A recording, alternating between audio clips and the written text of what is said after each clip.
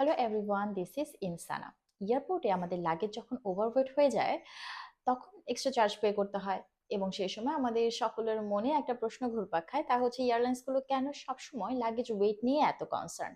অনেক হেলদি মানুষ এয়ারক্রাফটে উঠে যাচ্ছে, তাদেরকে নিয়ে এয়ারলাইন্সগুলোর কোনো কনসার্ন নেই। So today we will learn why airlines measure every single suitcase but never passenger. এয়ারলাইন্সগুলো চেক ইন ব্যাগেজের ক্ষেত্রে অনেক বেশি কনসার্ন হয়ে থাকে, বিকজ চেক ইন ব্যাগেজের ওয়েটের অনেক তারতম্য হয়ে থাকে, যার কারণে দেখা যায় এটা সরাসরি এয়ারক্রাফটের ফুয়েল টেক অফ পারফরমেন্স এবং সেন্টার অফ গ্র্যাভিটির উপর প্রভাব ফেলতে পারে। যদি এয়ারক্রাফটের ওয়েট ব্যালেন্স না থাকে, সেক্ষেত্রে এয়ারক্রাফটটা আনস্টেবল হয়ে যেতে পারে, যেটা অনেক বড় ধরনের ঝুঁকির কারণ হয়ে দাঁড়ায়। এই জন্য প্রত্যেকটা ফ্লাইটের পূর্বেই কার্গো হোল্ডের টোটাল ওজন কতটা সেটা জানাটা খুবই প্রয়োজন। অপরদিকে এয়ারলাইন্স যাত্রীদের ওয়েট নিয়ে কনসার্ন থাকে না, বিকজ এভিয়েশন অথরিটি থেকে স্ট্যান্ডার্ড অ্যাভারেজ প্যাসেঞ্জার ওয়েট নির্ধারণ করা থাকে, যেটা যে কোনো বড় ধরনের কমার্শিয়াল এয়ারক্রাফটের অ্যাভারেজ ওয়েটের জন্য যথেষ্ট।